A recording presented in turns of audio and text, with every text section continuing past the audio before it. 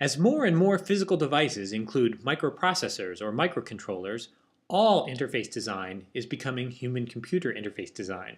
In this project, we're concerned with an interface for general device programming that is accessible to ordinary end users.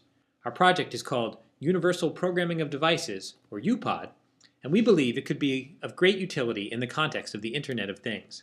Here's an example to get started. You can think of an ordinary light switch as a kind of event-driven program. When the switch is pushed into the on direction, the light goes on.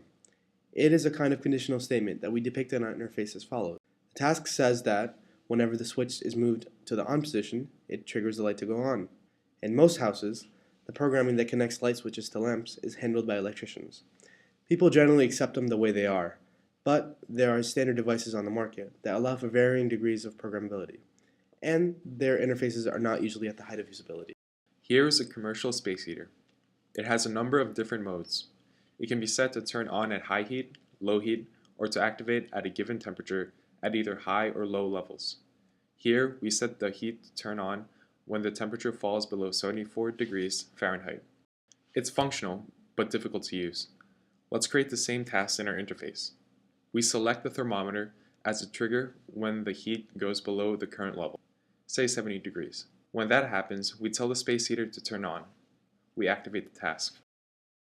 With the task created, it is added to the list of active tasks.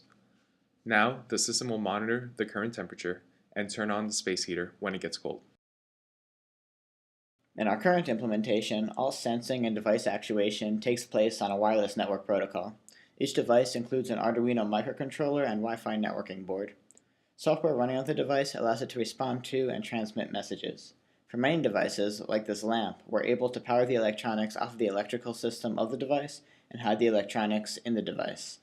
To the end user, it appears we have an ordinary lamp. When it is plugged in, however, it communicates with the wireless router to let the system know it's available. In our current prototype, temperature, motion, and switch sensors reside on a special sensor block. When the sensor values change, this information is relayed to the interface via wireless messages. Like the temperature-activated space heater, a countdown timer, like in a washing machine, demonstrates another standard example of programmability. The washer can be set to turn on after a delay of 1 or 2 hours. An analogous task can be created in our system. Whereas the interfaces of the commercial washer and space heater bear hardly any resemblance, in our system the two are nearly identical. In fact, with one small edit, the countdown timer can activate the space heater instead. Absolute time is a common trigger in household appliances, such as alarm clocks and programmable coffee makers. Here we set a CD player to activate at 8:15 a.m. Here's the same task specified in our interface.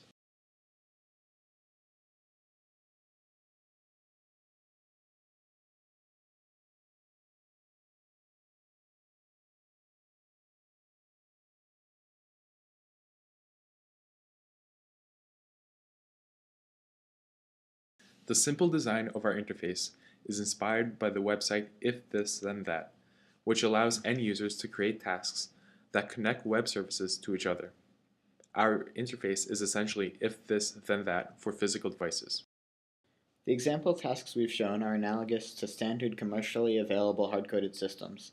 By extending the set of devices connected to the system and allowing arbitrary connections between triggers and actions, it becomes possible to create some excitingly novel functionality. This task allows the subject as much time as needed to get into the frame. 3. The system is cloud-based in that the communication all takes place via servers on the internet. One consequence is that a smartphone can easily be used as a remote control or sensor. Voice commands are a simple extension to the interface. Lumos. Other interesting tasks include energy price-based dimming of lights, motion-activated driver lights, and doorbell ringtones.